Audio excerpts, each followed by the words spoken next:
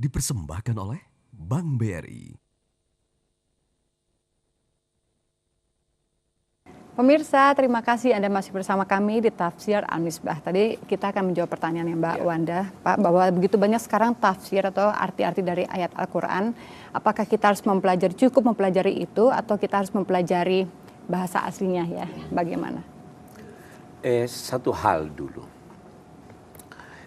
mempelajari dengan bahasa Indonesia baik, tetapi mempelajarinya dengan bahasa aslinya jauh lebih baik. Mengapa? Yang pertama, alih bahasa dari satu bahasa ke bahasa lain itu tidak pernah menggambarkan seluruh makna yang dikandung. Saya ambilkan contoh. Kita baca misalnya terjemahan aqimus shalah wa atuz zakah. Itu biasa diterjemahkan, dirikanlah salat dan tunaikanlah zakat. Itu benar, tapi belum semua makna itu yang dikandungnya. Atu zakat itu, kata atu itu punya makna banyak. Dia bisa berarti tunaikan, bisa berarti sempurnakan, bisa berarti antar.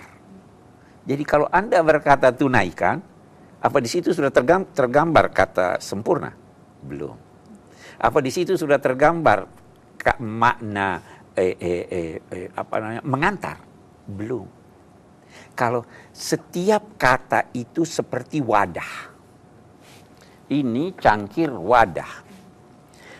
Mestinya ada isinya. Mestinya isinya penuh. Kalau Anda hanya mengisi setengah, hanya berkata tunaikan, belum sempurna dong. Itu sebabnya ada orang berkata omong kosong. Isinya tidak ada. Ya kan? Quran kata-kata ada isinya. Dengan mempelajari aslinya, bahasa aslinya, kita bisa memahami banyak. Dan bisa jadi makna itu berkembang, padahal bukan itu yang dimaksud oleh Al-Quran. Karena bahasa itu makhluk hidup. Ya kan? Saya pernah beri contoh di sini, ibu. Ibu itu apa? Ibu yang melahirkan seseorang. Ya. Tapi kalau saya berkata ibu bupati, berkembang bahasa. Ya kan? Itu satu. Yang kedua, kita harus lihat, terkadang satu kata di dalam Al-Quran itu mempunyai makna yang bertolak belakang. Atau mempunyai makna-makna yang lain. Menyusukan anak. Itu artinya menyusukan anak apa? Atau anak menyusu. Apa dari botol atau maaf dari payudara? Dari payudara. Nah, bagus. Bagus jawabannya, dari payudara. Jadi kalau begitu, ada orang memberi anak dari air susu seorang ibu, diberinya melalui botol. Bagaimana? Apa jadi ibu susu atau tidak? Ini perkembangan makna. Al-Quran bisa menampung makna-makna ini, tinggal nanti kita pilih. Jadi kita perlu mempelajarinya dari bahasa aslinya. Saya kira itu. Baiklah, kita akan mendengarkan kesimpulan dari Bapak. Kesimpulan. Baik, kita simpulkan. Jangan pernah menduga bahwa ada sumber-sumber kekuatan yang mengatur alam ini, walau yang sekecil-kecilnya pun. Adakah yang memberi rezeki kamu? Adakah yang... Jangan pernah menduga ada selain Allah atau tanpa bantuannya. Itu satu kesimpulan. Yang kedua, siapapun yang keluar dari koridor agama, maka ia saat kedurhakaannya itu tidak dinilai beriman. Orang yang minum minuman keras pada saat dia minum bukan orang beriman. Orang yang berzina saat dia berzina bukan seorang yang beriman. Tidak juga ketika itu tidak juga dia mampu memperoleh bimbingan Allah berdasar ketetapannya. Di samping itu orang yang durhaka ini terancam siksanya.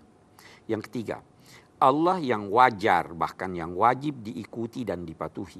Karena dia yang membimbing manusia menuju kesempurnaan hidup dan mengantar mereka mencapai puncak kemanusiaannya. kita itu di akhirat kita capai puncak kemanusiaan kita. Mata kita sekarang belum bisa lihat segalanya, Bu. Di akhirat kita bisa lihat malaikat. Kita mencapai puncak kesempurnaan.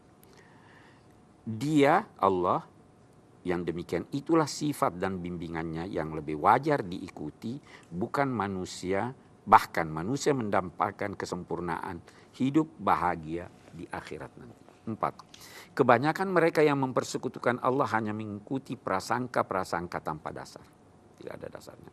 Hanya sebagian kecil yang mengetahui kebenaran tetapi enggan menyambutnya demi mengikuti hawa nafsu atau mempertahankan kedudukan sosial.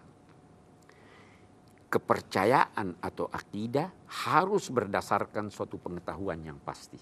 Sedangkan hukum-hukum keagamaan yang bersifat rinci bisa berdasarkan dugaan-dugaan yang kuat.